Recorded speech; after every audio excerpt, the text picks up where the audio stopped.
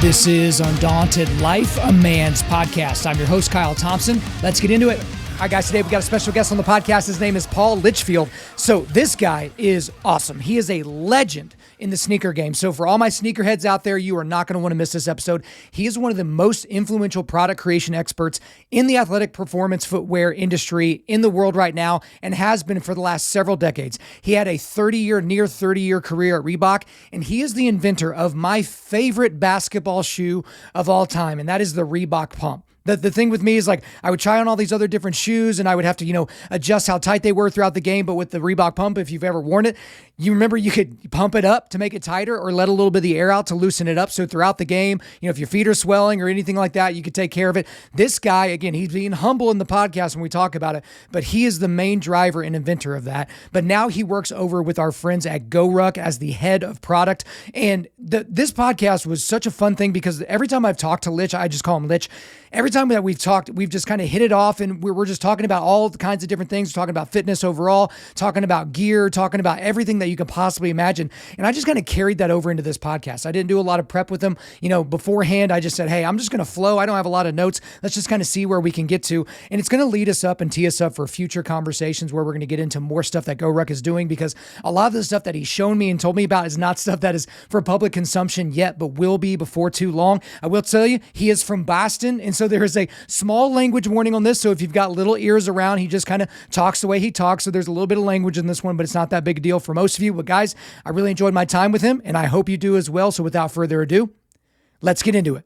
Paul Litchfield, welcome to Undaunted.Life, a man's podcast. Thank you, sir. How you doing, Kyle? Man, I'm doing good. I've been looking forward to this one for a while. I know we had to move it a couple of times, so I'm glad we finally got it down. And what's funny about this interview, and I'll tell you right from the beginning, the first time you and I met on the phone, we hit it off so well. I was like, okay, when we eventually do this interview, we're just gonna have fun. I normally have all these quotes that I want to ask people about. I have a general idea of your career, and we'll work our way through it. But I'm just excited to get to talk to you. And I know I didn't tell you this offline, but if my video kind of messes up a little bit, it'll look better on the back end. So don't worry about it.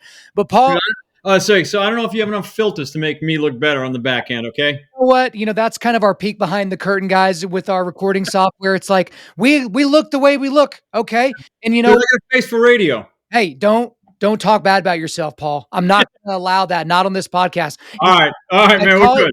And if I call you Litch throughout this podcast, that's a term of endearment. I know a lot of people call you Litch, so I'm not sure what'll come out of my face. But let's start basic. Let's start simple. Where are you from? Even though we can kind of pick it up a little bit from your accent, but where are you from? What was your upbringing like?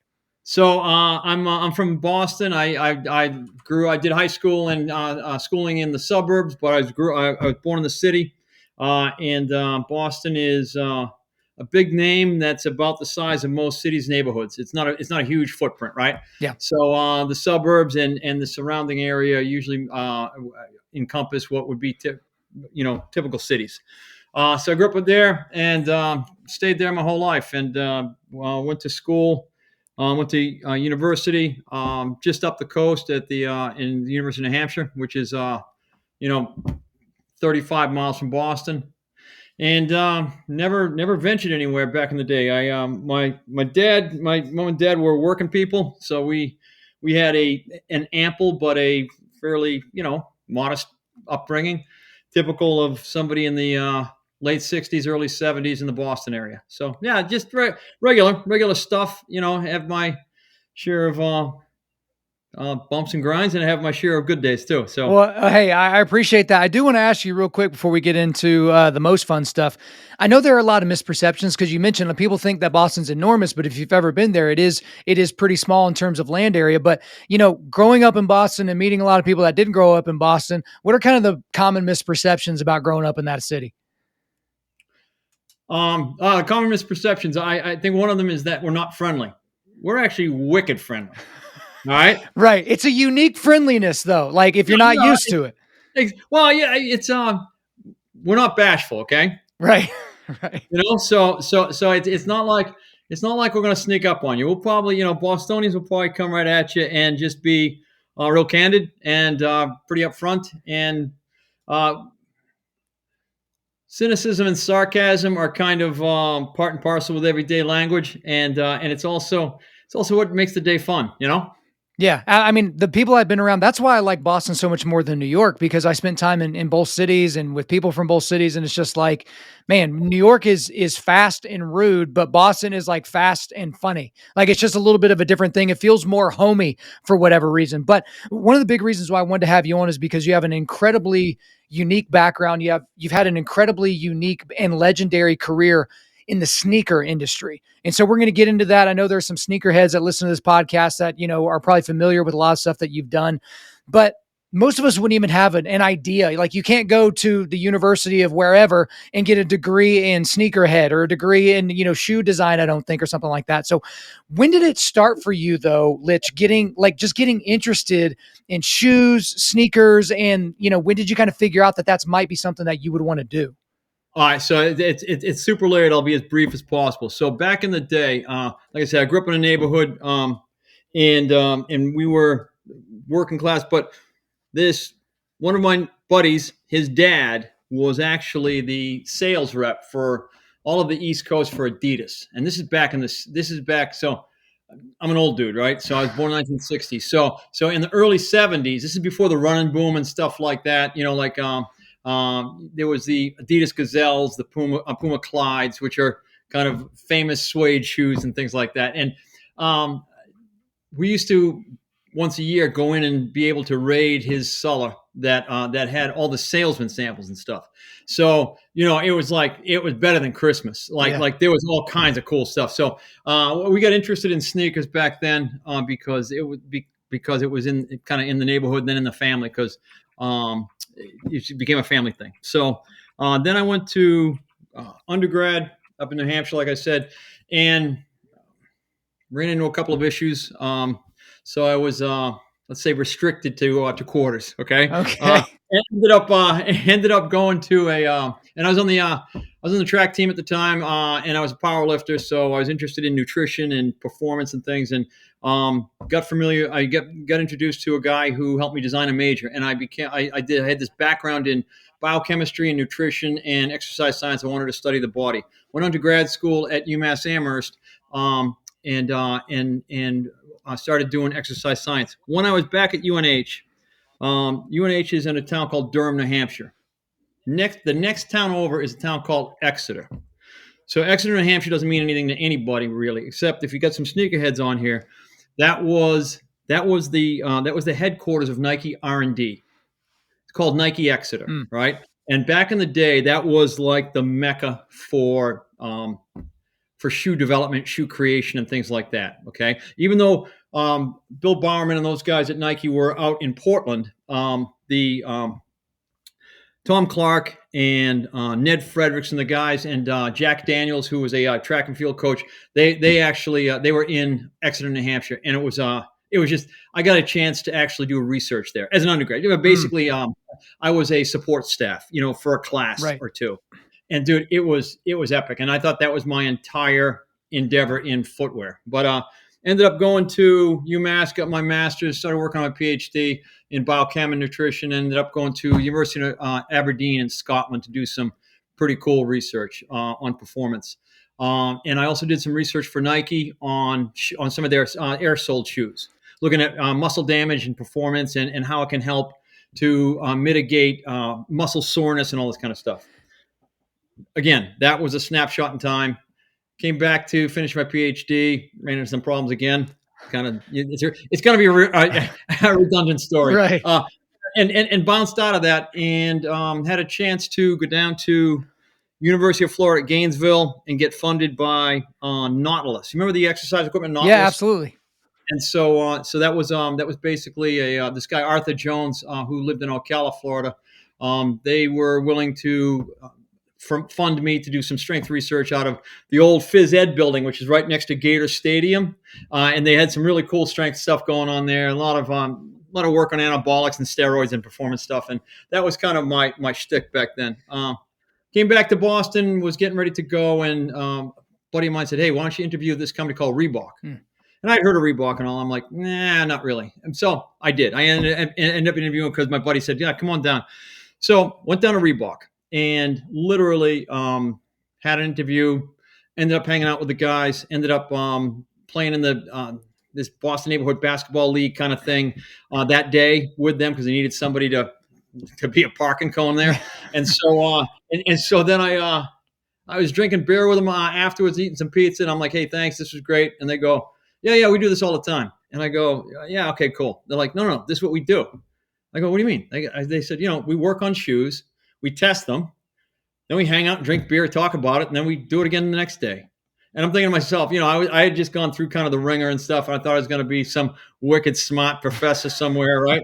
And so I'm like, I can do this for a little bit. So I thought, honestly, Kyle, I thought I was going to do that sneaker gig with Reebok for about 6 months and then go back and finish. And it just so happened with my science background and with where the sneaker business was at the time, the athletic footwear business was at the time, it was starting to grow and really starting to pop.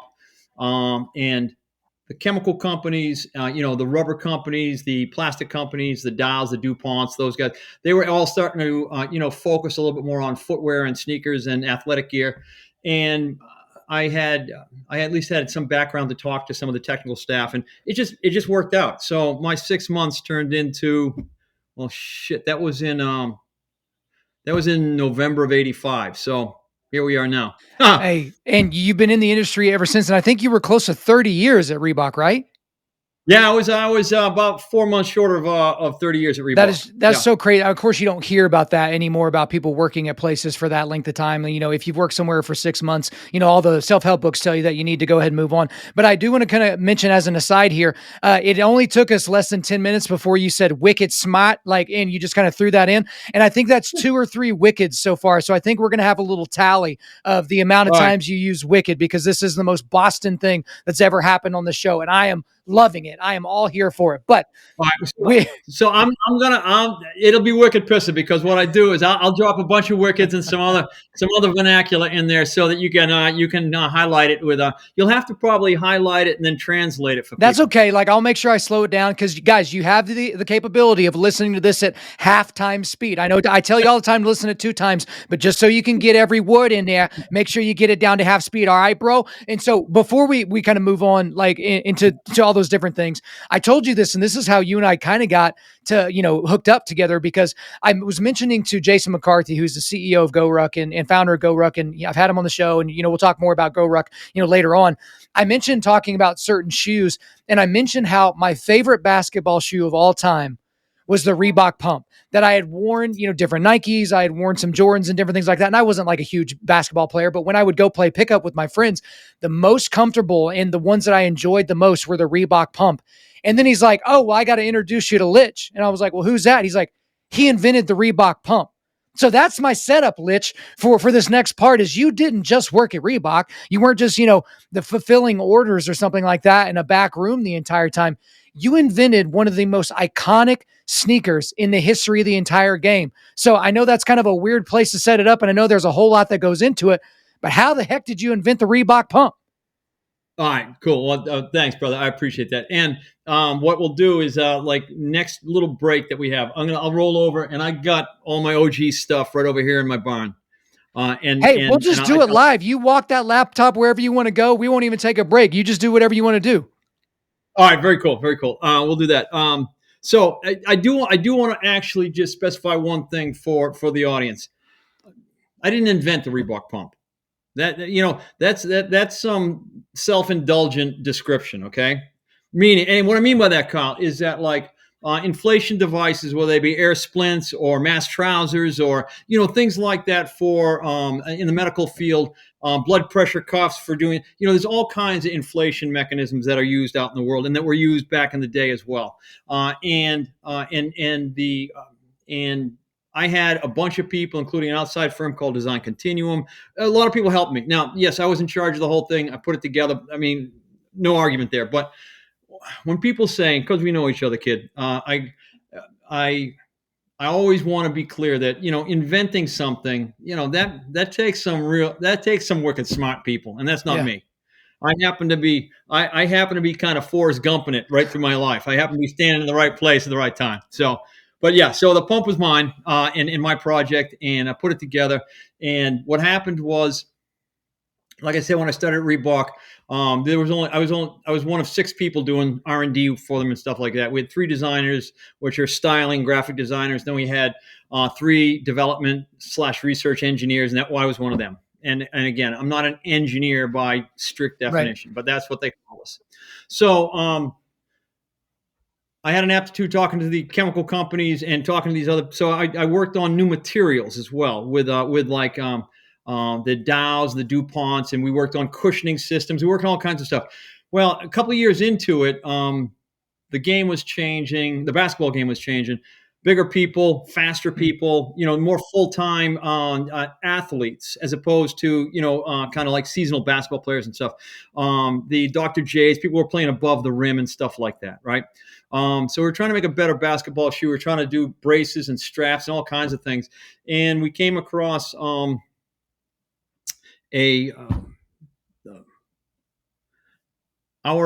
Reebok president or owner, Paul Fireman, did a business deal with Alessi, the tennis company. It's an Italian company, and it's a kind of like, it's a highbrow kind of tennis brand. So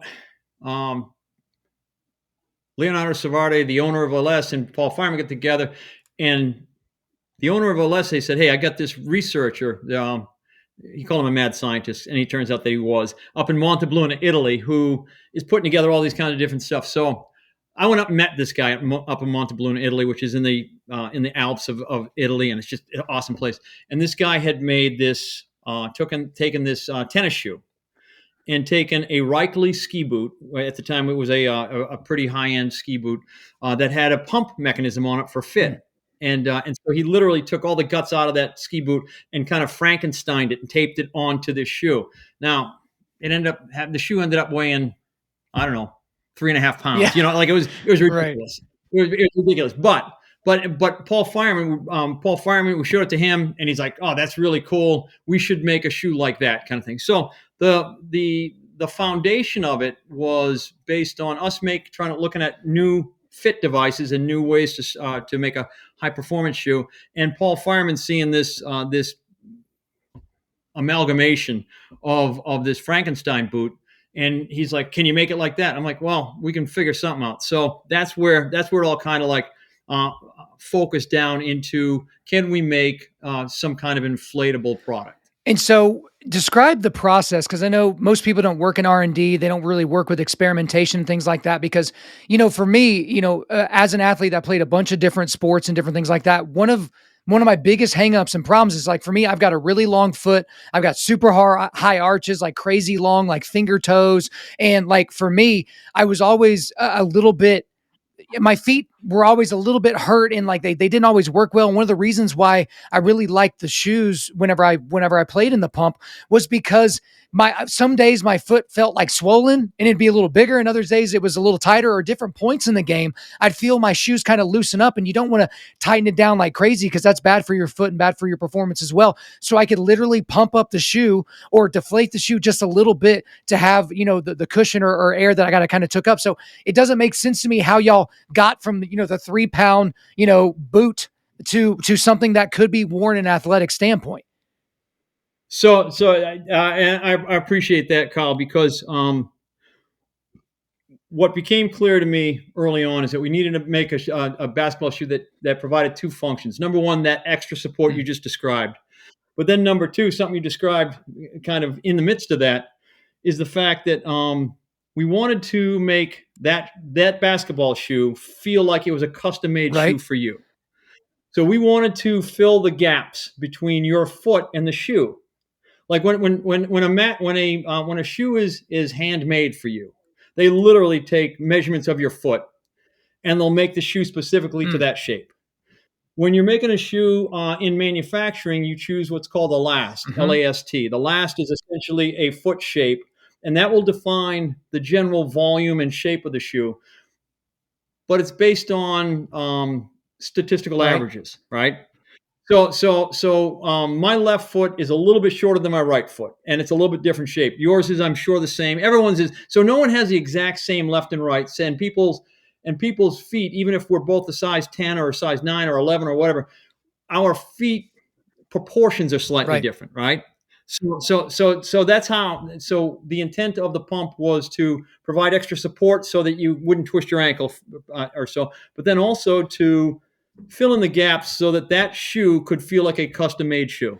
Well, so what's funny about that is we had a guy on the podcast named Ray Dorwart, and he is a old school cowboy that used to be a cowboy like in the Dakotas and Wyoming and all that. And then he got into boot making at one point, and he was explaining Yep. that to me. He's like, look, your left and your right shoe are a little bit different, because I was having tons of trouble trying to find a Western boot that would fit, because again, my foot's a little bit weird. It's a little bit unique. And he talked about how whenever he brings cowboys out, because most of his clients are, real working cowboys, he has like 7 or 8 different measurements he does to each individual foot. And he basically builds this Western boot, which is meant for these people to work in for years and years and years, around the foot, right? But again, like his boots started like 2 or 3 grand, and there's like a year wait. And if you're just a kid that's a basketball player, and you might have 2 pairs of shoes that season because you're growing so fast. Like I had a baseball season where I had 3 pairs of cleats in one summer because my feet were growing so Yep. fast. I had like 9 ingrown toenails because my feet were growing faster than my toenails were.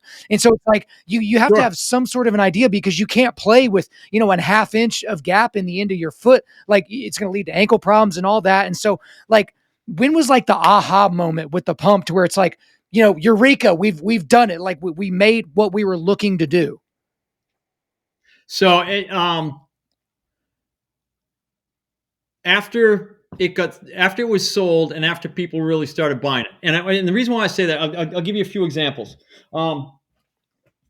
So this here, which is it's got black stuff in it. It used to be foam, but disintegrated over time. This is in 1988. So what we did basically, Kyle, was we made what we thought was a cuff for the ankle and around your foot, made out of the PVC, the same vinyl that you float in your pool with an Okay. air mattress. So this is a cheap kind of thing, and it didn't function properly, but it worked sufficiently, and it actually was based on some blood pressure devices and things like that. But those are butyl rubber, and so rubber wouldn't work. So ultimately, what we did was we put 2 shoes together at first, okay? And I'll show them to you. One was this one right here, okay? And this one was called the Pro Pump. This is before it was the pump. And what this one was, we had a little dial on this one, okay? This dial was like a little dimmer switch. It could go up and down, and it could make the air bladder fully full, or it could bleed out a little bit, or it could be empty. And what you did was you literally filled up. I don't know if you Yeah. can see this on the screen, but there's a little pump in there, okay? So every time you walked, it would fill up. I thought this was the coolest thing going, right? And I just did because Yeah. it was super cool. So then the second shoe that we had done was actually this one here. And this was called the Pro Shot, okay? And this one here has got a little valve on the side, like your bicycle valve, like a car Right. tire bicycle valve, and it's got a little pump on the back. All right. Now, I was like, yeah, this is cool, but this is, you got to pump this up. Well, we did a bunch of testing in the Boston area with some junior college and some elite high school folks. Kyle, honestly, without any prompting whatsoever, we explained to the players, hey, we wanted to test these kind of shoes. Let us know what you think. And this is inflation, blah, blah, blah. I thought everybody was going to freaking get shoved about this because this one here automatically Okay. inflated. Everybody, when they were sitting on the bench, waiting to get into the scrimmages, they would be pumping up their shoes and releasing it, pumping and releasing, pumping and releasing. So it was like it was really eye-opening, because if I had it my way, I would have done the other one. But the testers and the people who were actually using them loved the loved the engagement of actually pumping it. So this one here has actually already fallen apart. This is the same Okay. shoe as this one here. So where we ran into, so you would think that this was the eureka moment, right? But what happened, Kyle, was that this here goes through what's called the heel counter, okay? And in order to make it, you had your last that was in the shoe. We had to stick our hands in between this and make this little pressure fitment and things like. And it was these things probably took us 2 or 3 hours each to make. Like literally, it was just impossible. So as excited as everybody was, we showed these things. We demonstrated them at this big thing called the Atlanta Shoe Show and all this kind of stuff, and they worked, and people were all excited. I was like, well, another brilliant move on my part. I said to the owner, this guy Paul Fireman, I'm like, we can't make these. And he's like, well, you got to, because they work, and because you need to get them out. This was in February of '89. You need to have them and for a holiday, Black Friday, Thanksgiving of 1989. And even in a good year, that was pretty tight. But I'm like, Paul, these things don't work. I mean, you can't do it. So he was pretty clear with me that if I expected to be picking up a paycheck in December, that Right. that this thing will be done. And so like, okay, which began this journey through February, through that year, starting in February through to about November. That was pretty epic.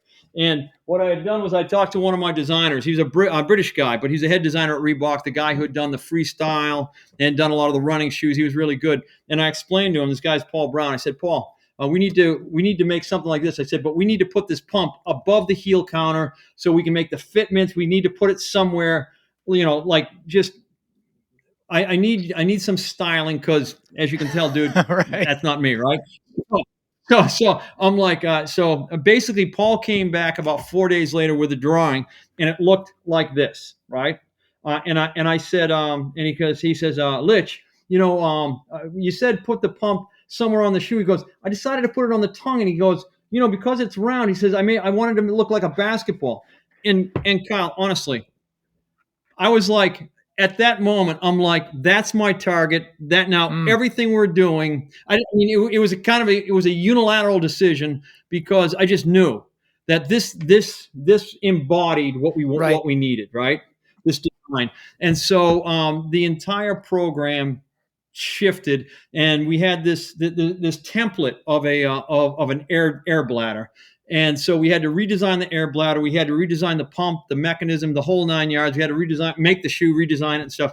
And so it became a 11 months or 10-month sprint, like literally sprint. And then it became the pump shoe.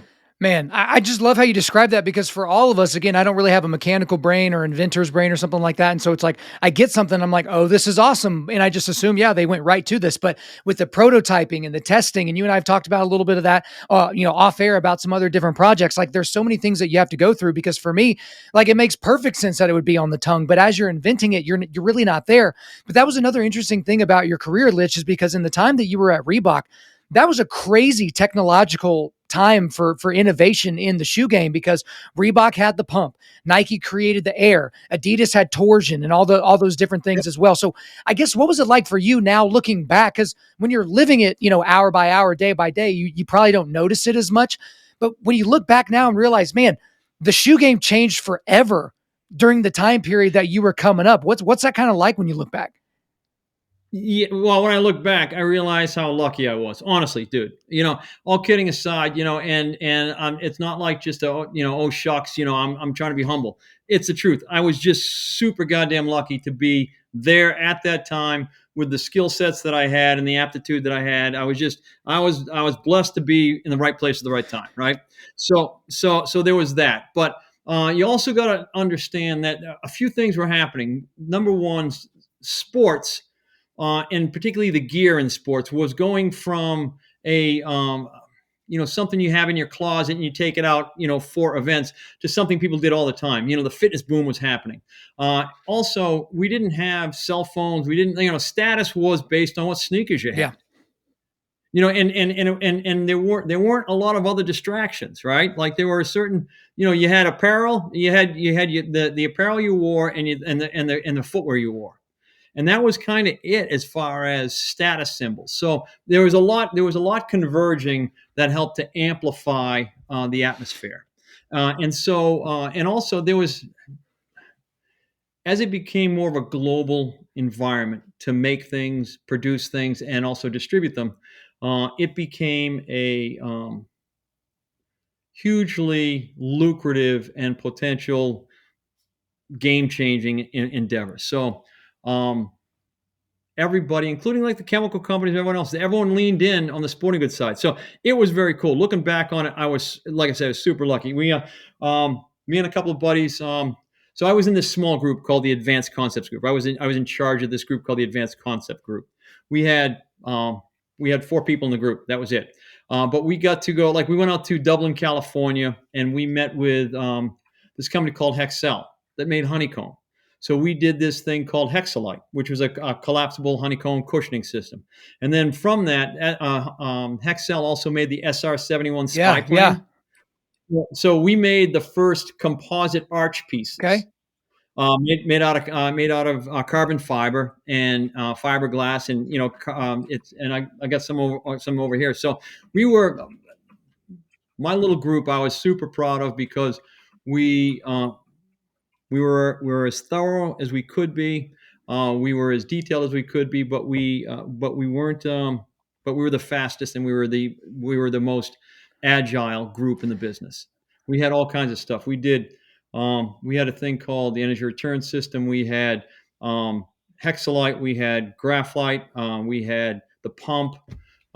We ended up having a bunch of other systems as well, including a thing called DMX, which is an air transfer system that I had created, that was meant to be kind of a plush cushioning system. So, looking back at it, it was kind of the halcyon days of the technology for footwear and sporting goods. But it was also they were long days, dude. I mean, they were long days, and it wasn't as it wasn't like we were in a lethal environment. Okay, it wasn't as aggressive or terminal as that.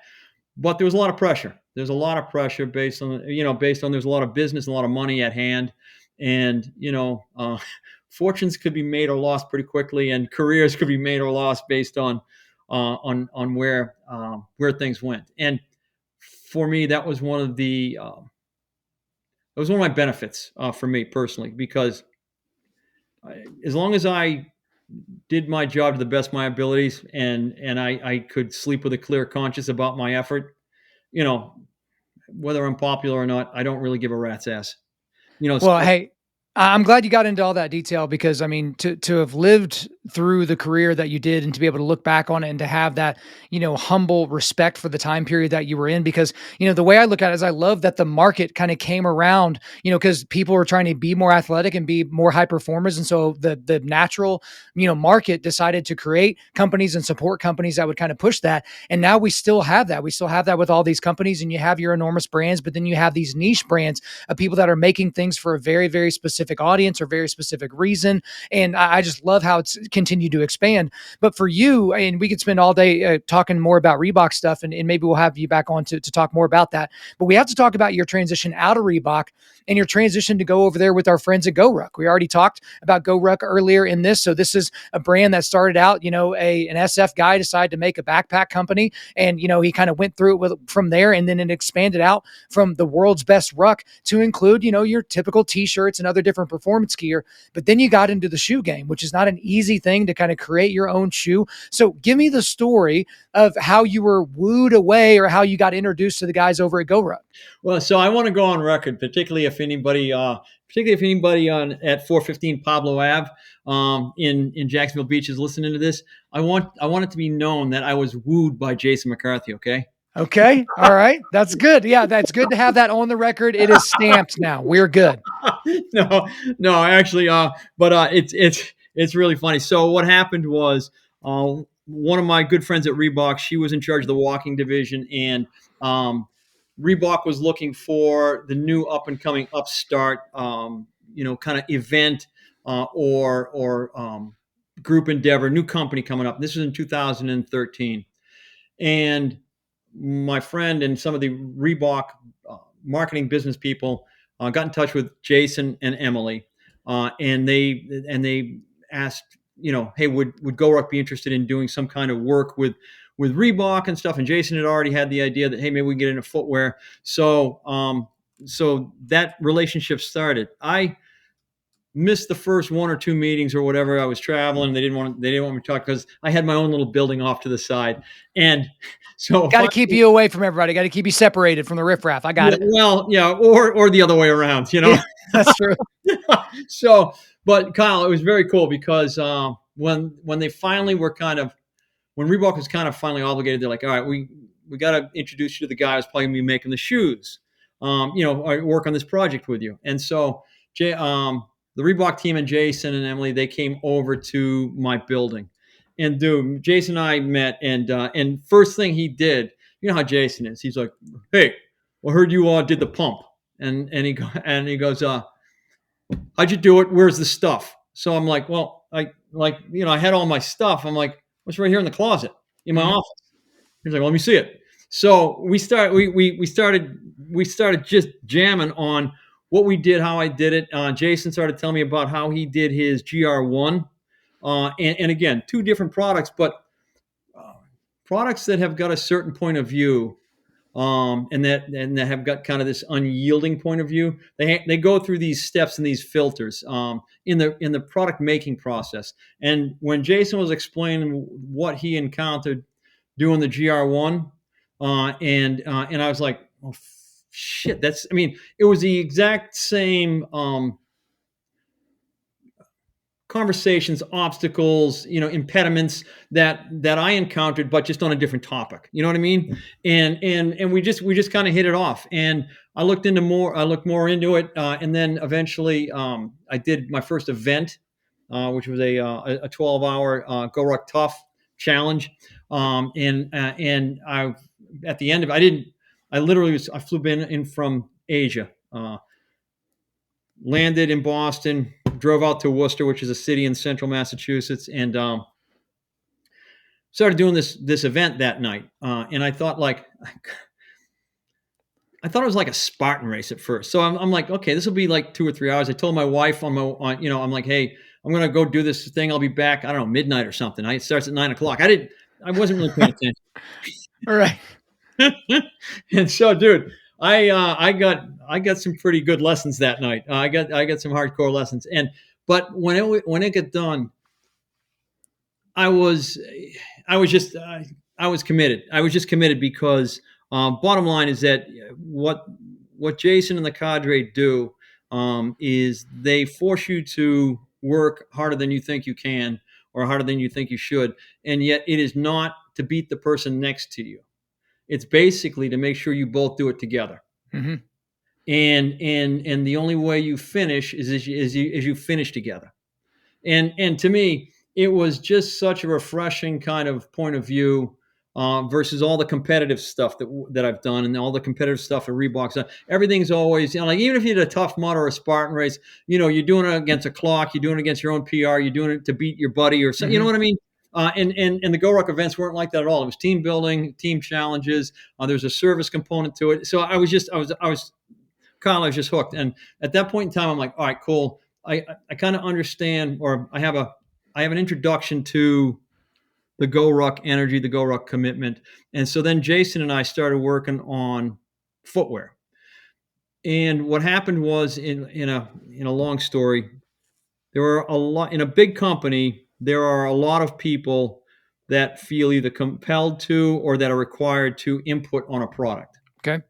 And what happens is it invariably will push a product to the midline, Mm-hmm. So if it's really extreme on one way or another, 99% of the time, the product ends up becoming a little more vanilla, right? Because what happens if somebody doesn't like it? Yeah, what sure. happens if they don't like the color? What happens? It's like, and I was like, I don't care. Well, at the same time, there's a lot of other things going on, and I was almost 30 years into this thing at Reebok, and finally, me and the CEO came to a break point, and I left. Now, you might say like that must have been super traumatic. It was kind of, except I left Reebok in '98 also. Because back in '98, Reebok.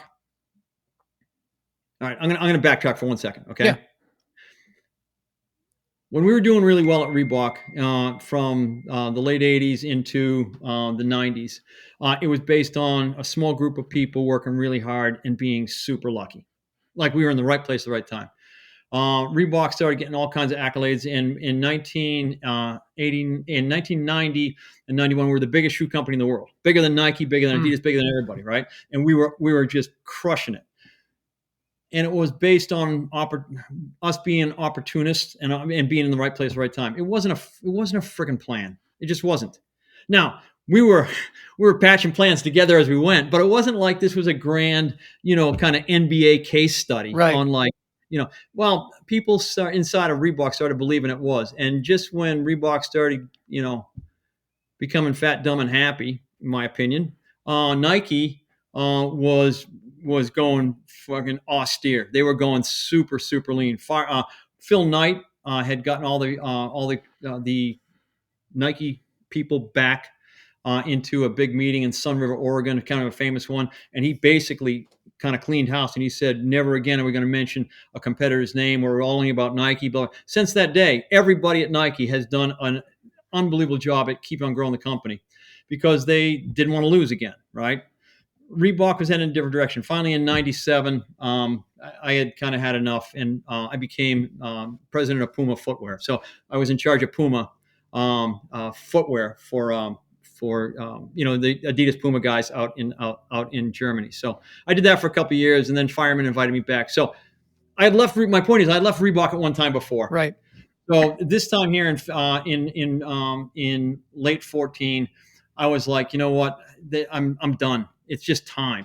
And so I left and I started my own little consulting business. And Jason asked me to be on the board of advisors at GORUCK. So I joined the board, and then we continued to work together on making this boot. And I used some of my contacts that I've had over the years, the guys that actually made the pump. The factory group that made this shoe here, the first pump shoe back in 1989, is the same group we're working on. We're working with out of Vietnam that makes our GORUCK boots and our GORUCK footwear. And so I've known these guys for a long time, these folks, and we've made great business together. And so they agreed to do the GORUCK stuff because Jason came out to Vietnam, met with everybody, and all these folks were both Vietnamese and Koreans. They were like, yeah, this guy's legit, right? Yeah. You know how Jason is, right? Yeah. So it worked out. It worked out well, and so we started working on the Mac V1 boot with this factory in Vietnam, and we chose Vietnam because one of our teammates is Richard Rice, and Richard was a Green Beret, MACV saw Green Beret in Vietnam. He spent a bunch of time in Vietnam working there in the 60s and 70s or early 70s. And, it was like it had a lot of kind of heritage on the Green Beret side and all that. So we started making the boots there. And then ultimately, when the boot was finished and we were getting ready to launch it, Jason asked me if I'd be willing to come on board and work at the company full time. And because I was already doing that kind of, I'm like, yeah, sure, I'll do that. Yeah. Right. But yeah, so no, and so that's how it happened. So I was, again, honestly, Kyle, I was in the right place at the right time. Jason happened to be in this meeting that he came up to at Reebok back in 13. We met, we hit it off, and I loved his intensity. I loved his attitude. I mean, he could be a Bostonian with how much of a wise ass he is, right? So it just works, and I liked his commitment to making product in ways that he believes are important and that make a difference and all that. And and I say that he believes that there's a million ways to get to the center of the bullseye, right? And so we pick for any of our gear, or any of our product, our rucks, our apparel, our footwear. We pick a pathway and we choose certain features and benefits. We choose certain attributes, and we just go. We go for it. We dog at it till we get it done. And so there's a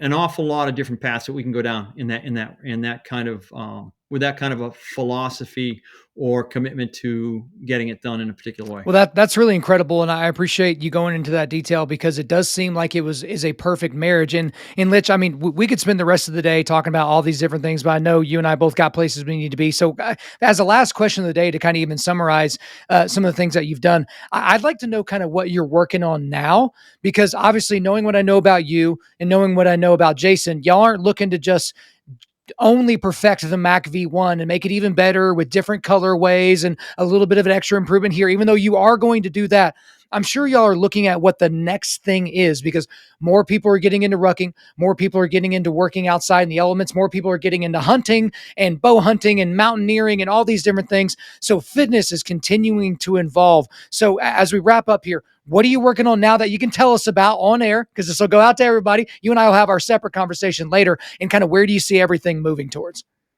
So thanks for that caveat, because I can't tell you what I'm working on. Okay. All right. Fair enough. And yeah, no. But with that being said, you're spot on. GORUCK is focusing now in a couple of different domains, and one of the ones that I think is very cool is this fitness domain that we have going on now.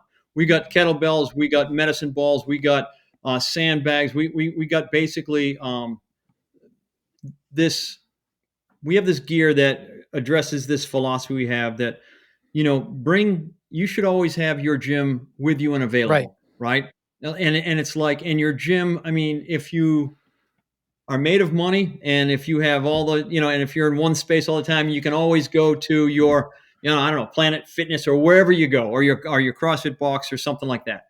But you can have a gym in your backyard with a rucksack, some weight, some good footwear, sandbags, kettlebells, and we do this thing called SRT training, sandbag ruck training. We have a great program that is Dan Skidmore, Cadre DS, is heading up, and we're pushing out to the public these capsules of how to train fundamentally, how to train with some advanced movements, how to get really functionally fit. And I think if you look at that where we're at right now, Kyle, GORUCK heading into that space of endurance, performance, and endurance kind of power performance. So imagine you blend ultra endurance with some kick-ass WODs. Right. There's an untapped space there where people are actually beginning to train in this area of functional fitness with discipline and with organization, but not necessarily always in their box. Right. They might be somewhere else. They might be out somewhere. They will be traveling. They're mobile. They want the versatility of being able to do their workouts and train wherever they are and however they are. And so GORUCK's addressing that. And on the project side, I could probably show you a couple things right back here, but I can't. I'll do it afterwards. Right. But we do have a bunch of new footwear coming. Don't be surprised if we were to come out with some great running shoes. Don't be surprised if we come out with some new performance rucking hiking shoes.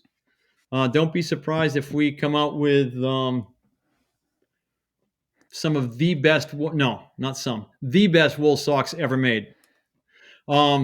And I mean, these are just hypotheticals. Of course, okay? Hypothetically. Just hypothetically speaking, because for me, hypothetically speaking, Litch, all that stuff sounds super interesting. And hypothetically, I would be a good test case for a lot of that information, a lot of that gear. And hypothetically, you and I have talked about that just in case anything like that were to actually materialize.